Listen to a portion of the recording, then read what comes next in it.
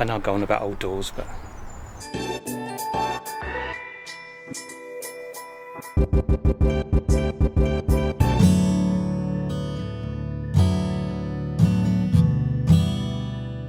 Good morning. Out on my government-sanctioned exercise walk, and I wanted to bring you to St Nicholas Church in Sutton.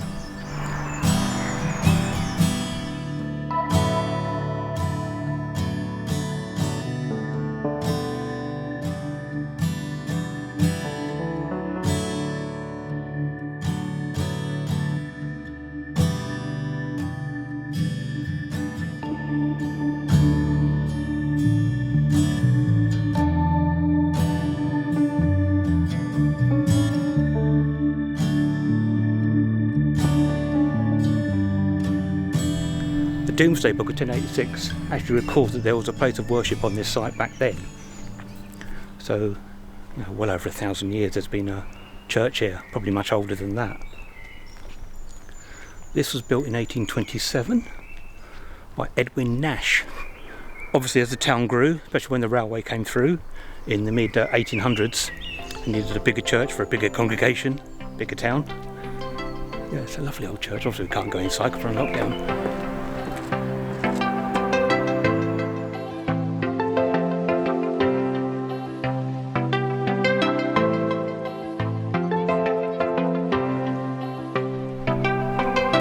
Original door.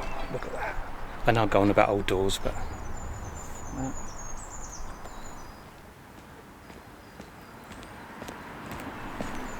there are two paths that come through the church, well-worn paths that go into the High Street, which people who live locally will know about. Some great tombs in this graveyard as well.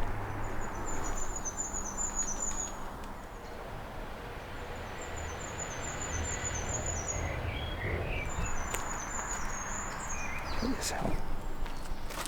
Skull and crossbones on the gravestone. I had to find out what that means. I know I read about that recently. It's a Sunday morning, and usually this would be packed, people coming through going to the High Street. It probably will once the Morrisons opens. Let's look at some of these gravestones.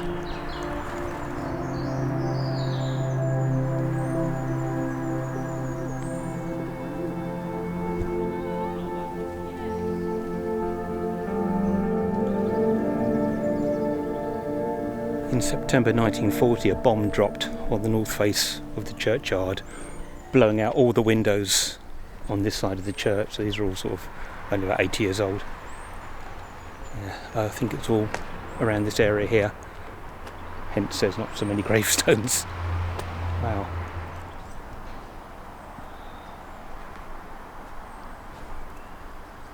It's true to say I'm not a big fan of Victorian churches. Everyone always said how wonderful Victorian architecture is, which is, no, generally it is.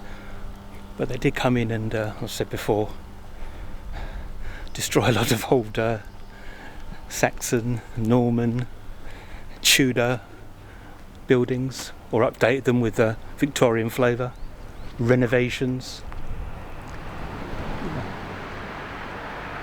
There's a heritage plaque. St Nicholas Church. The medieval church was replaced in 1864 by Edwin Nash's Victorian Gothic building. Monuments from the old church include those to Joseph Clover, rector who introduced the printing press to New England in 1838. Dorothy, Lady Brownlow, 1699, an important monument concealed by the organ, and William I Earl Talbot, 1782. Of course you can't come to St Nicholas Church and not have a look at the famous Gibson Mausoleum. It's just here. Within this tomb lies the remains of James Gibson Esquire and family, late merchant and citizen of London, whose memory this tomb was erected 1777. And as people know with this mausoleum, there's a tradition that happens every year.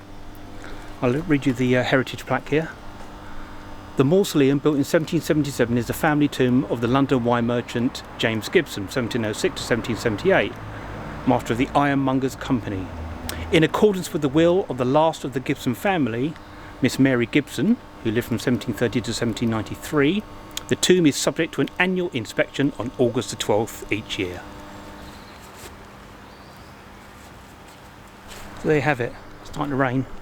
Just a quick jaunt around St Nicholas Church in Sutton. Hope you've enjoyed it. If you have, please like, subscribe, leave a comment. And hopefully we'll be able to get out more when this lockdown is over.